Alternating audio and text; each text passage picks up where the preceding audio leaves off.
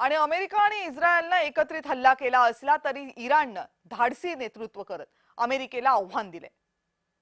आणि इराणमध्ये अमेरिकन सैनिक आम्ही उतरवणार नाही असं मी म्हणत नाहीये, तशी शक्यता नाकारता येत नाहीये असं डोनाल्ड ट्रम्प सोमवारी म्हणाले होते। त्यावर इराणनं अमेरिकेला कठोर इशारा दिलाय। बघूया।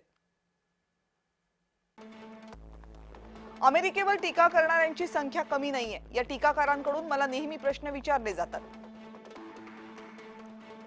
प्रदीर्घ युद्ध लढावं लागलं तरी आम्ही तयार आहोत असा इशारा इराणनं अमेरिकेला दिलाय।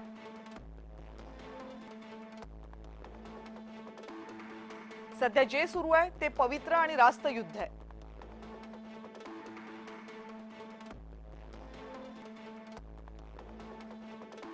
इमाम खोमेनी आणि इमाम खामेनी यांचे वीर सुपुत्र अमेरिकन लष्कराची वाट पाहत आहेत।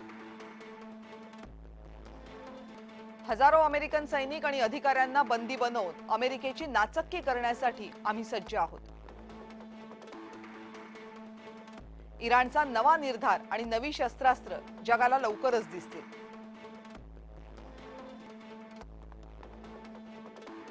आमच्याकडील एक विशिष्ट तंत्रज्ञान आम्ही अजून वापरलेलंच नाहीये।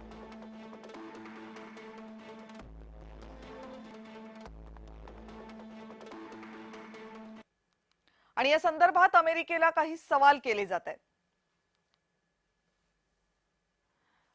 लोकशाहीचा बहाणा करून देशांवर एकतर्फी हल्ले करण्याचा अधिकार मुळात अमेरिकेला दिलाय कुणी?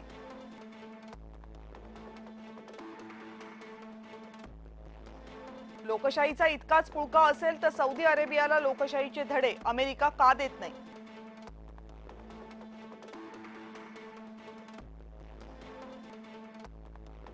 अमेरिकेचे घनिष्ठ मित्र कतार, कुवेत, बहरीनमध्ये लोकशाही आहे का?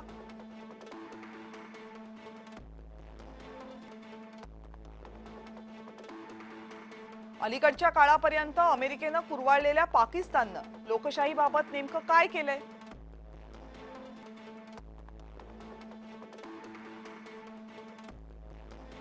अमुक देशानं अणुबॉम्ब बनवायचा नाही हे सांगणारी अमेरिका नेमकी कोण?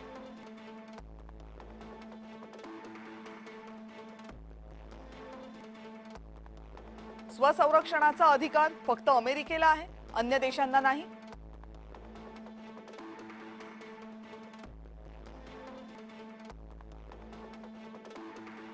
इराण आमच्यावर हल्ले करणार होता म्हणून आम्ही आधीच हल्ला केला हा तर्क कसा पटू शकतो?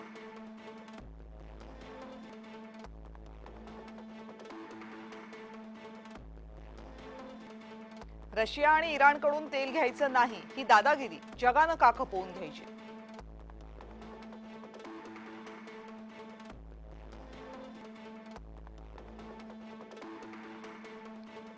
इराणशी ओबामांनी केलेला करार ट्रम्प यांनी मोडला। कुठला सुसंस्कृत देश या प्रकारे करार रद्द करतात?